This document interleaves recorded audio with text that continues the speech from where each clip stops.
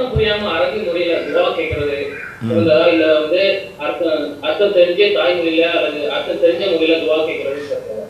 அதாவது துவா கேட்பதை பொறுத்த வரைக்கும் 2 வகையான துவாக்கள் இருக்குது. ஒன்று வந்து அந்த சொல்லை விளங்கலையோ சொன்னாலேயே அந்த வகியை சொன்ன காரணத்தினால் 1க்கு 10 நன்மை கிடைக்கும் இல்லையா, அந்த மாதிரியான துவாக்களை பொறுத்த வரைக்கும் அது அப்படியே கேட்டால்தான் அதற்குரிய நன்மை கிடைக்கும். உதாரணமாக வந்து இப்போ நம்ம அத்தஹியாத்தில் இருக்கிறோம் அல்லது ருக்குவில் இருக்கிறோம், அதில் வந்து சுப்ஹான ரப்பியல் அலீம் என்பது அல்லாஹ்வை புகழ்கிறோம், அது அப்படி தான் புகழ வேண்டும். அர்த்தம் தெரியாட்டாலும் அப்படி தான் புகழணும். அர்த்தம் தெரியாவிட்டாலும் அந்த தொழுகைக்கு உரிய முறை அதுதான் என்று ரசூலுல்லாஹ் காட்டிட்டதுனால அதை போய் நீங்கள் என்ன செய்யக்கூடாது, தமிழில் போய்கிட்டு மாற்றக்கூடாது.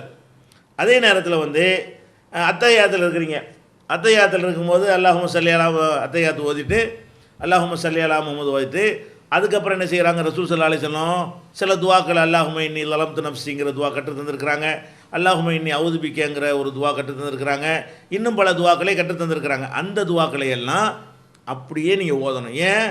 அல்லாஹ்விடமிருந்து வஹியாக வந்து அல்லாஹ்வுடைய ரசூல் வாயிலிருந்து நமக்கு சொல்லி அந்த வார்த்தை வந்ததுனால அந்த வஹியாக உள்ள அந்த வார்த்தைக்கு ஒரு பவர் இருக்கிறது. அர்த்தம் விளங்காட்டாலும் விளங்க முயற்சி பண்ணி விளங்கிக்கலாம். ஒரு வார்த்தைக்கு வார்த்தை அர்த்தம் தெரியாட்டா கூட ஒட்டு மொத்தமாக இந்த துவாவில் என்ன கருத்து இருக்குது என்று விளங்குவது கஷ்டமானது இல்லை. அப்படி விளங்கி வைத்துக்கொண்டு அந்த வார்த்தையை அப்படி சொன்னீர்களே ஆனால் தான் அந்த இபாதத்தை கரெக்டாக செஞ்சீங்க என்று ஆகுமே தவிர அதை போய்கிட்டு எனக்கு புரிகிறது தான் முக்கியம் அப்படின்னு நினைத்தீர்களே ஆனால் அந்த இபாதத்துடைய முறை இணைஞ்சரை கெட்டு போயிடும். இப்போ தொழுகையில் பாங்கு சொல்லி அழைக்கிறாங்க, இந்த பாங்கை வந்து தமிழில் சொன்னால் சரியாக வருமா? உலகம் பூரா ஒரு யூனிஃபார்மாக ஒரு அழைப்பு இருக்க வேண்டும் என்று சொன்னால் அது அல்லாஹ் அக்பர் தான் இருக்கணும். இதை ஒருத்தன் பல்லா பெரிய அல்லா பெரியவன் சொன்னால் இவன் பாங்கு சொன்னவன் ஆகுவானா? அர்த்தம் தெரிஞ்சவன் ஆகுவானே தவிர இவன் பாங்கு சொன்னவனாக ஆக மாட்டான். அந்த மாதிரியான விஷயங்களில் நீங்கள் வந்து அந்த மொழியில் போய் எங்கள் மொழியில் சொல்லணும், தக்பீர் கட்டணும், அல்லாஹ் பெரியவன் தக்பீர் கட்ட முடியாது. அல்லாஹ் அப்போ தான் யூனிஃபார்மாக இருக்கும், உலகம் பூரா இருக்கும். நீங்கள் அமெரிக்காவுக்கு நான் வர்றேன், நான் பாட்டு நீங்கள் அல்லாஹ் பெரியவன் தமிழில் சொன்னால் உங்களுக்கு எதாவது விளங்குமா? அமெரிக்காக்காரனுக்கு விளங்குமான்னா விளங்காது. அல்லாஹ் அக்பர்னா ஒரு தொழுகை ஆரம்பிக்கிறாங்கன்னு விளங்கிக்கிறோம். ஒரு சர்வதேச அளவில் ஒரு யூனிஃபார்ம் வேண்டும் என்பதற்காக வேண்டி சில விஷயங்களை மார்க்கம் ஒரு சொல்லி தந்திருக்குன்னா அதில் போய் மாற்றம் செய்யக்கூடாது. இது போக நம்மளாக விரும்பி கேட்குற துவாக்களை பொறுத்த வரைக்கும் நம்ம பாஷையில் கேட்கலாம், நம்ம பாஷையெல்லாம் கேட்கணும். இப்போ அத்தஹியாத்தில் ரசூலுல்லாஹ் என்ன சொல்லி தந்தாங்க?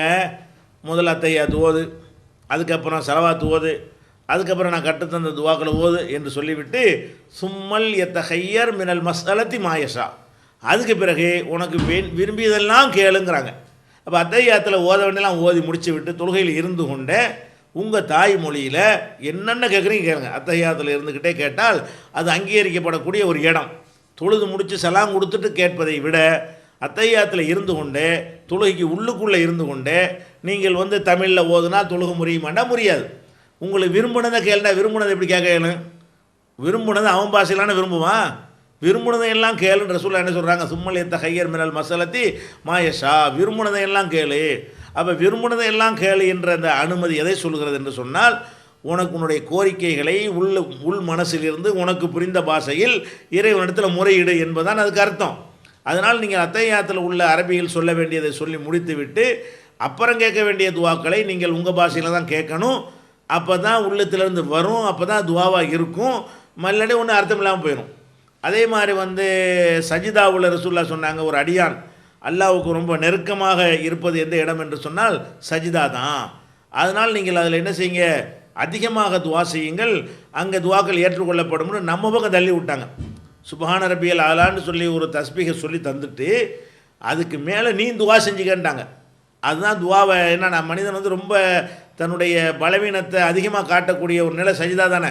அல்லாஹ் பெரியவன் சொல்லி நிற்கும் பொழுது நம்ம அவ்வளோ பெருசாக காட்டிக்கிறல, குனியும் போது கொஞ்சம் தான் பணிவாக காட்டுறோம். நெத்தியங்குடைய நிலத்தில் வைக்கும்போது நீ தான் பெரியவன் நான் தான் சின்னவங்கிறது தெளிவாக காட்டக்கூடிய ஒரு நிலையாக சஜிதா இருக்கிறது.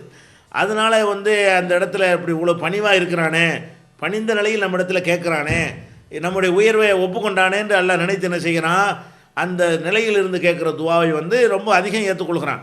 அந்த மாதிரி இருக்கும் பொழுது சஜிதாவில் இருந்து கொண்டு சுப்ஹான ரப்பியல் ஆலாவையோ மற்ற கற்றுத்தந்த துவாக்களே சொல்லி முடித்த பிறகு நினச்சதையெல்லாம் கேளுங்க, உங்கள் பாஷையில் கேளுங்க. அதை அப்படி தான் கேட்கணும். அப்படி கேட்டால் கண்டிப்பாக ஏற்றுக்கொள்ளப்படும். ஒன்றையும் அரபியில் கேட்கலன்னு எல்லாம் என்ன செய்ய மாட்டான், உங்களை கேட்க மாட்டான். ஆனால் வகியாக சொல்லி தந்த இபாதத்துகளை மாற்றி விட்டுறக்கூடாது.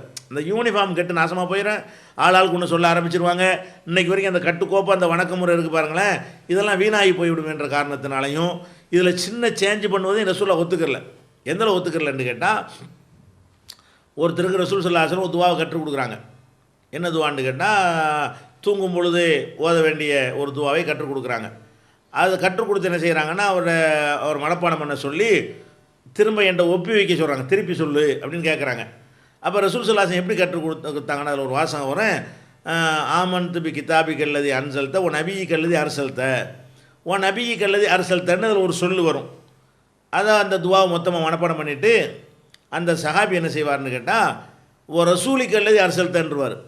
ஓ நபி கல்லதி அரசல்தன் ரசூலை சொல்லி கொடுப்பாங்க. இதுக்கு என்ன அர்த்தம் என்று சொன்னால், இறைவா நீ அனுப்பின நபியை நம்புனேன் அப்படின்னு அர்த்தம். இந்த வார்த்தையை அவர் சொல்லும்போது என்ன செய்வார்னு கேட்டால், ஓ ரசூலி கல்லதி அரசல்த நீ அனுப்பின ரசூலை நம்புனேன் அப்படின்றவார். ரசூல்லா சொல்லி கொடுத்தது நீ அனுப்பின நபியை நம்புனேன். அவர் திரும்ப ஒப்புவிக்கும் போது சொன்னது நீ அனுப்பின ரசூலை நம்பினேன். நபி ரசூல் ஒன்று தானே. நபி ஸல்லல்லாஹு அலைஹி வஸல்லம்னு உங்களை சொல்லலாம், ரசூல் ஸல்லல்லாஹு அலைஹி வஸல்லம்னு சொல்லலாம். நபின்றாலும் ரசூல்னாலும் அவங்களுக்கு உள்ள ஒரு பெயர் தான், அவங்களுக்கு கொடுத்த ஒரு பதவி தான். அப்போ ரெண்டும் ஒன்று தான். அவர் பெரிய பாரதூரமாக ஒன்று மாற்றிடல. ஆனால் ரசூல் ஸல்லல்லாஹு அலைஹி வஸல்லம் ஒரு நபி கல்லதின்னு சொல்லி கொடுத்துருக்கும் போது அவர் ரசூலிக்கேன்னு மாற்றினார் பாருங்க. இது ரசூலாவுக்கு பிடிக்கல. உடனே என்ன நிறுத்திடலா, நபி கல்லதி அரசல்தன் சொல்லு, ரசூலி கல்லதி அரசல்தன் சொல்லாதேங்கிறாங்க. ரெண்டும் ஒன்றாக இருந்தால் கூட அது சொல்லப்போனால் அவர் சொன்னதான் கரெக்டான வார்த்தையாகவும் இருந்துச்சு. அரசளவுக்கு பொருத்தமாக ரசூல் தான் அடங்கியிருக்கு நபியை விட இலக்கணப்படி பார்த்தா. அதையெல்லாம் ரசூல்லா பார்க்கல. நான் சொல்லி தந்தது சொல்லு, வஹீலேருந்து சொல்கிறேன், அல்லாஹ் கற்றுத்தந்து நான் சொல்கிறேன், அதுலேயே ஒரு இஷ்டத்துக்கு இது மாத்திர அப்படின்னு அதை திருத்துறாங்க. அப்போ அவர் அந்த துவாவை ஒப்புவிக்கும் பொழுது நபிக்கேங்கிற வார்த்தையை ரசூலிக்கேன்னு மாற்றினதை ரசூல்லா ஒப்புக்கொள்ளலை என்று சொன்னால், அரபு மொழியிலேயே வேற ஒரு வார்த்தையை போட ஒப்புக்கொள்ளலைன்னு சொன்னால், அப்போ நீங்கள் எப்படி மொழிபெயர்த்துக்கிட்டு சொன்னால் எப்படி சரியாக வரும்? அப்போ அந்தந்த துவாக்களை ஆயத்துல் குர்சி ஓதணும்னா அதை அப்படி தான் ஓத வேண்டும். தூங்கும்போது ஓதணும்னா அது ஓத வேண்டும். பாத்ரூம் போகும்போது என்ன செய்யணும், அல்லாஹும்ம இன்னி அஊது பிக்க மினல் குபுதி வல் கபாயிஸ்ன்னு சொல்லிட்டு உள்ளே போகணும்னு சொன்னால் அதை போய் தமிழில் சொல்லிட்டு இருக்கக்கூடாது.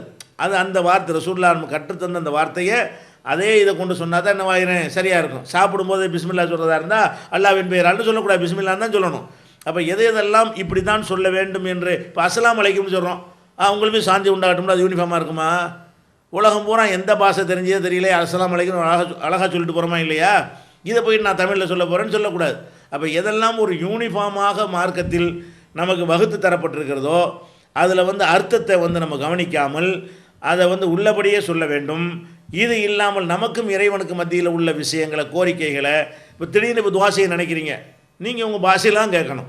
அல்லாஹ் புகழ்ந்துட்டு என்ன செய்யுங்க, தமிழ் பாஷைனா தமிழ், ஆங்கிலம்னா ஆங்கிலம், உங்களுக்கு என்ன பாஷை தெரியுமோ அந்த பாஷையில் விரும்பின துவாவெல்லாம் கேட்கலாம். அந்த மாதிரி கேட்கலாமே தவிர இந்த கற்றுத்தந்த விஷயங்களை போய் என்ன செய்யக்கூடாது. பார்த்தா அப்படிலாம் என்னவாயிரும், தொழுகையில் தக்பீர் கட்டிட்டு என்ன பண்ணுவான், அல்லாஹ் சொல்லி அல்ஹம்துலில்லாஹி ரப்பில் ஓத மாட்டான். எல்லா போலும் அல்லாஹ்வுக்கே அளவற்ற அல்லாஹ் இப்படின்னா என்னவாகும், ஆளாளுக்கு ஒரு நாசமாக போயிடும். அப்போ அதையும் தமிழாக்கன்னு வந்துடுமா இல்லையா?